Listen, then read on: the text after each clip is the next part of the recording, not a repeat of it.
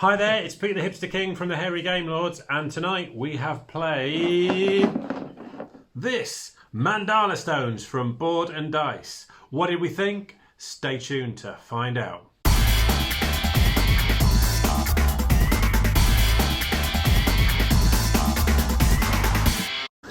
Right, Mandala Stones.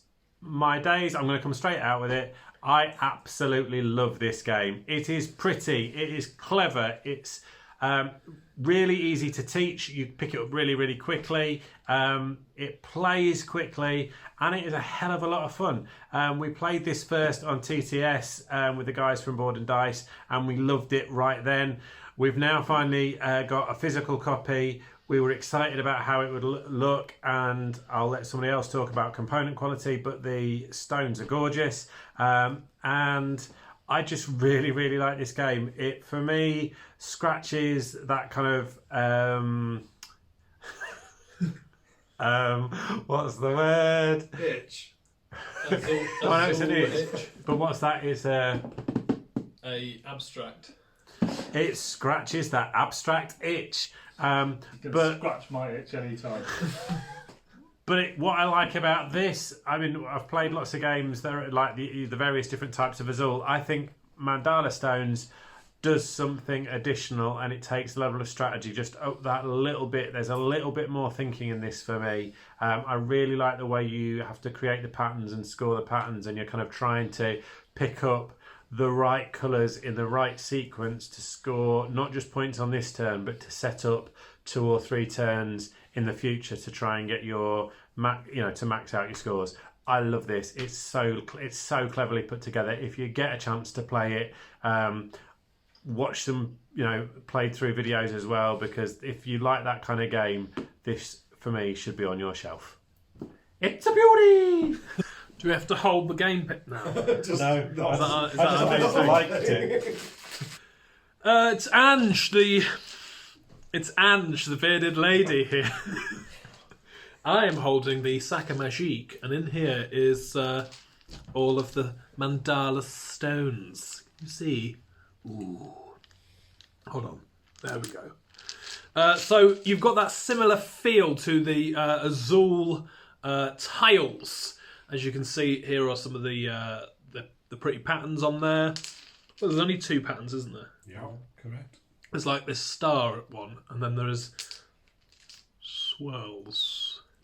And they're all kind of like laid out for you, and then they're in stacks on this board here.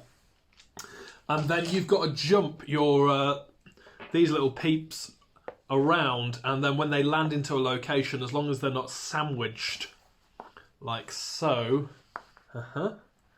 then you can grab all of the things. You wouldn't be able to grab that one because it's sandwiched to there. But then you can grab all of the stones from there that match whichever, the star or the swirls. And how you grab them depends on how you will score when you place them on your board. Brilliant. As Pete said, absolutely love this game. Yes, we played it on TTS with, I think, the designer, and we loved it then. Brilliant to play, so easy to pick up and learn. It can look a little bit daunting at first, but those rules just work out really easily. And yeah, brilliant game. For me, I'm going to say it is an Azul killer, this game. For me, it does exactly what I want Azul to do. Even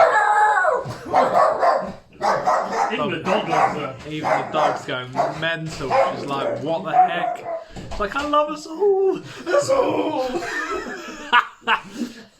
So yeah, it has. You've got the components like that of Azul, but I think they're better. They look nicer. You've got there's just an extra level, as Pete said, an extra level of strategy going on there that Azul doesn't offer you. Brilliant game. Big thumbs up from me. Oh yes. Plus, I've won it a few times. Always a plus. Slightly bearded James here. This game is really good. It's really good. And you can tell it's abstract because this is an artist. This is what an artist looks like, everybody. Now, the thing I'm going to say about this game is it scales really nicely. So you can play it with 2 up to 4 players, and as you're working through your tiles as such. Have I got it the wrong way up? Scoring. There we go. As you're doing your scoring, so you're filling up your personal board. You got your little score track around here, 50 points plus. Pick your way around. As you're going around, you're going to be picking up some tiles and plopping them on each of these spots. Each of the spots does different things in terms of scoring. And when it comes to scoring your tiles, you do that in your own time. Take your go, score across the top. So, for example, if I've got a yellow visible here, a yellow visible here, and a couple of yellows here, that's a pink, then I would be able to score all of the yellows and make my way through this track here. Get my points. Each of these scores in a different way. For example, these ones in the middle here are based on the height in the stack. So, for example, the ones I've got it upside down, haven't I? No. Oh, phew. So, for example, the one on the bottom there is worth 4, and the one on the top there would be worth 1 if you've managed to get a massive stack. This one over here is about the variety in colours. So, for example, if you've got 3 different colours, you get an extra point on that, so that's nice. This one here looks at all 5 of your piles, even if they're empty, and based on the different levels. So, for example, you might have nothing, 1, 2, 3, you might have 4. You get points based on that as well. So it's really nice. It's a nice way for you to make some interesting choices as you go through the game. Once you've scored your tiles, skimmed off the top as such, is the standard way to score. We start from the middle and work our way around this swirl. When you get to the +1s, +2s and all that business, you get extra points, which is a really interesting kind of decision making on your go as to when you're going to land your scoring. Are you going to wait for Pete to do it, or are you just going to, I don't know, stuff it all up enough to do it anyway and get your points out, and you get your tiles on this. By the end of the game, you've got a really nice, colourful, very pleasing swirl. You might notice there's a 2, a 3 and a 4 down here. That is the end point, and everyone gets a fair number of rounds. And it has a really nice length for the amount of game that you play. It doesn't feel like it outstays its welcome at all, and it also feels like you have a satisfying game.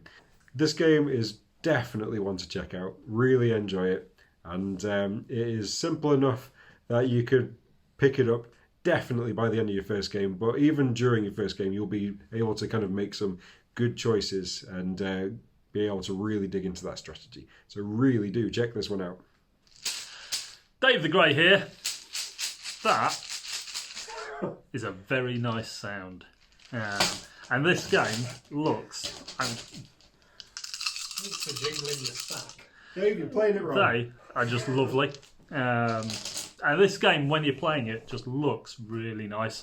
All your nice stacks of colours. It just looks great. And if you like that kind of... There's a lot of tactics to this. However, do you know what is even more irritating than getting absolutely stitched up like a kipper? Getting stitched up by somebody that doesn't even know they're stitching you up for the next turn. So a lot of this, with your little artists, you can only take the stones that match that symbol, and you can't take stones that are between 2 artists. So you can actually plan ahead. You can see what colours other people are going for, and you can block them or make sure that they're having to pick up colours that aren't particularly useful for them and guide them to the colours that you want to get next turn. However, when people are just blindly playing, stitch you up a treat, and then you lose horrifically, that is just... Oh, yeah. Oh man, was that me, Dave? That was James. Yet again, I have been stitched up by James. And he didn't even... That's the thing. If he was trying, respect to him, he's outthought me. He hasn't. He just blundered his way into screwing my game up. But that's all part of it, isn't it? But no, this game, if you want It's fairly lightweight to actually learn, and it's surprising how quick it is to pick up. But there is quite a lot of actual thinking going on behind it, and it's quite a quick game. It's surprisingly quick. You know, it's over before you even realise that actually you haven't got nearly enough points. And that little stack of colours that you've been building up, you're not going to have time to actually get out and score.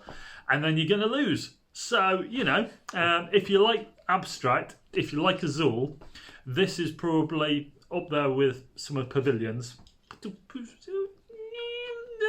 Maybe. It's very good. Give it a try. 2 thumbs up from me. And also at the end here, here's a great thing. You get these, given these cards, you get 2? 2. You get 2 cards. I didn't do either of mine. No one knows what they are, only you. And it provides you with some end scoring. And in fact, this is how I absolutely thrashed Pete. Pete was like, we were doing pretty well, very close together. And then I had 2 7-pointers, which I'd completed. Brilliant. So yeah, end time. The end time. End of game scoring. Also, fantastic stuff. Check out this game. Brilliant.